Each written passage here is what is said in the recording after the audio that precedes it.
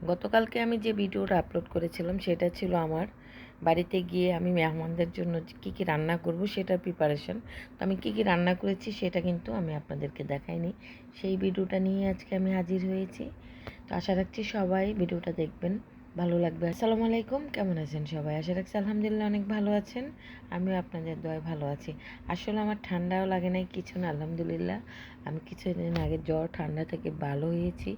But এত আনন্দ ফুর্তি করতে গিয়ে এত জোরে জোরে কথা বলতে হয়েছে, আমার কণ্ঠটা একদম বসে গেছে। তো সকাল সকাল উঠে আমি সবার আগে চিংড়িটা করে ফেলেছিলাম। তার মধ্যে আবার ডিমটাও ভেজে ভাজার জন্য সব কিছু রেডি করে ভাজতেছে আমার এক ভাবি। আমি শুধু দেখাই দিছি, আসলে আমি চুলায় রান্না করতে পারি না, বসতেই পারি না। কয়েকবার উঠছি, তো সবাই অনেক হেল্প করছে আমাকে। মানে এদেরকে অনেক ধন্যবাদ। আসলে ওরা যদি আমাকে হেল্প না করতো আমি কিছুই পারতাম না। এই তো নাড়তেছে, আমি দিতেছি একটার পর একটা, একটার পর একটা। তো এখানে ছিল চিংড়ির মালাইকারি ছিল, তারপর ডিম কোরমা ছিল। এখন আমি রোস্টের জন্য মশলাপাতি যা যা আছে সব দিয়েছি। আমি আসলে মানে আমার বয়সটা এতটাই বাজে হয়েছে যে আমি যে একটু সুন্দর করে কথা বলবো, আপনারা যে আমাকে একটু মায়া করবেন সেই বিষয়টাও নাই। কারণ হচ্ছে আমার গলাটা একদম সাঁ করতেছে। তো যাই হোক, ক্ষমা দৃষ্টিতে দেখবেন, কিছু করার নাই। কারণ ভিডিও তো আমাদের প্রতিনিয়তই দিতে হবে। তো মুরগির হওয়ার পরে আমি আবার খাসিটা, এটা তো আমি সকালেই একদম টক দই দিয়ে মাখিয়ে রেখেছিলাম। তো খাসিটা আমি রেডি করছি বা কষানো হচ্ছে, আমার আরেক ভাইয়ের বউ করতেছে। তো এখানে আমার মুরগিটাও হয়ে গেছে। তো মাছগুলো আমি ভেজে রাখছি। তো যেহেতু 12:30 বেজে গেছে, তো মাছটাও বের করে আনলাম, সব কিছু দিয়ে এখানে মাখিয়ে রেখেছি। তারপরে একে একে সব কিছু হয়ে যাওয়ার পরে আমরা সবার লাস্টে গিয়ে আমরা মাছ ভাজার জন্য, তার মধ্যে আমাদের গরু মাংসও শেষ, পোলাওটার জন্য ডাক দিল। তো বেশি চাউলের পোলাওটাও কীভাবে রান্না করতে হয় আমি আগেই জেনে গিয়েছি। তো গ্রামে গিয়েও দেখলাম আমার যে ভাই, উনি ওই প্রসেসিংয়েই রান্না করে। তো আমি রান্নাটা করতে করে আসলে রেজালা করতে চেয়েছিলাম, মানে একটার থেকে আরেকটা হয়ে গেল, মানে ডাবল হয়ে গেছে, সেটা কালিয়ার মতো হয়ে গেছে। ভীষণ মজা হয়েছিল, দেখতে এতটা লোভনীয় ছিল। তো এই তো আমরা বড় বড় মাছগুলো ভাজতেছি। এখানে রুই মাছ ছিল, মোটামুটি বেশ বড় বড় ছিল। এগুলো ভাজতেছে আমার ভাইয়ের বউ। তো মাছ ভাজাভাজি এক টাইমে শেষ।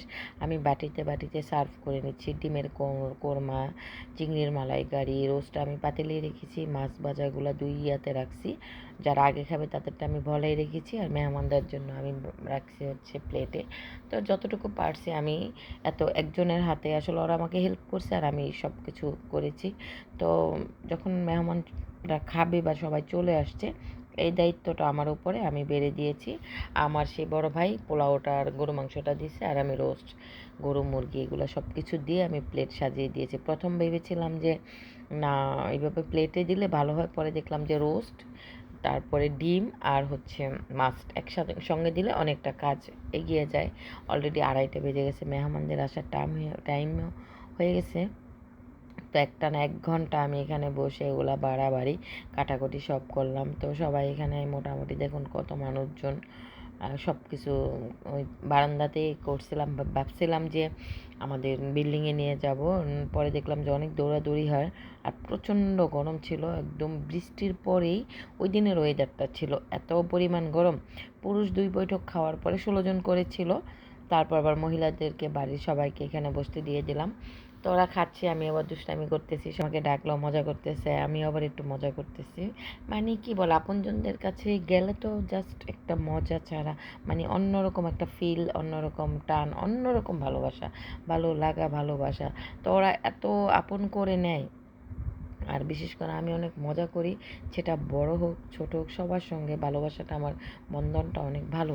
সেটা আমার নানার বাড়ি, আমাদের বাড়ি, আমি যেখানে যাই আমি চেষ্টা করি আমি একদম সবাইকে আপন করে নিতে। কেউ এটাকে মন্দভাবে দেখে, কেউ এটাকে ভালোভাবে দেখে, কেউ এটাকে বলে বেশি চালাকি করি, বেশি পাকনামি করি। আরে না রে ভাই, এটা আমি মন থেকেই করি। যাকে আমি ভালোবাসি মন থেকেই ভালোবাসি, কয়দিন বাঁচবো বলেন? তো এই কারণেই আমি আপনাদের সঙ্গে এত সুন্দরভাবে মিশি। তো চলাফেরা সুন্দর করে সব কিছু। ওই যে আমার এক ভাতিজা, ওর অনেক খিদা লাগছিল, যখন নাকি ফিনিশিং মেহমানদের জন্য সব রেডি, তখন বলতেছে আমাকে আমি খাবো। বললাম তুই তো খাবি, খা। তারপরে ছিল স্পেশাল দই, গ্লাস দইগুলো আমাদের বাড়িতে আমরা হাতে তৈরি করেছি সবগুলা। তো ওইখানে পরে 1 মণ দুধের দই বানানো হয়েছিল। তার মধ্যে দেখুন আমরা মেহমানদের জন্য সব কিছু রেডি করছি। এখানে খাসি, গরু দেখতে অতটা খারাপ লাগছে না, বাবুর্চিদের মতনই লাগছে, একটা মহিলা মানুষের রান্না। যাই হোক আলহামদুলিল্লাহ, আল্লাহর কাছে লাখ লাখ শুক্রিয়া আমি যে এতটুকু করতে পেরেছি। এখন আমার এতটা সাহস হয়েছে, আলহামদুলিল্লাহ। আমাকে হেল্প করলে আইডিয়া করে আমি জাস্ট এখন করে দিতে পারবো যে 30 কেজি গরুর মাংসের মধ্যে কতটুকু লাগবে। তারপর যে মেহমান চলে আসছে, মেহমান আসার পরে মেহমানরা সবাই তো আমার ভাস্তিকে দেখতেছে। তো তাদের আগেই পছন্দ, এখানে আমার মামা মেহমানগুলো সব হচ্ছে আমার নানা বাড়ির, আমার মামাতো ভাইয়ের কাছে আমার ভাস্তিকে দিচ্ছি বিয়ে।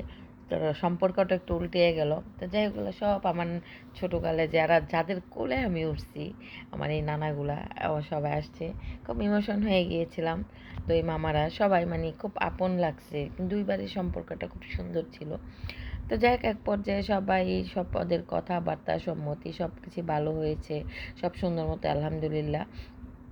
তো তারা আজকে চিন্তা করতেছিল যে না মেয়েটাকে আমরা আংটি পরিয়ে দেবো। আমরা বিয়ের কথা বলেছিলাম, বিয়েটা মেবি হয়তো সামনের সপ্তাহে হয়ে যাবে। তো ছেলে দেশের বাইরে থাকে, আমরা বিদেশের বাড়িতে ছেলেকে রেখেই এখানে আমরা একটা আনুষ্ঠানিকতার মাধ্যমে বিয়েটা সারবো। তো যাই হোক মেয়ের নানা শ্বশুর হয়, উনি আংটি পরিয়ে দিচ্ছে। আংটিটা এতটা মানে আমার ভাস্তিটা মাশাল্লাহ গুল্লু, এই গুল্লুর হাতেই আংটি, পাচানির আংটি, তারপরেও যাচ্ছে না।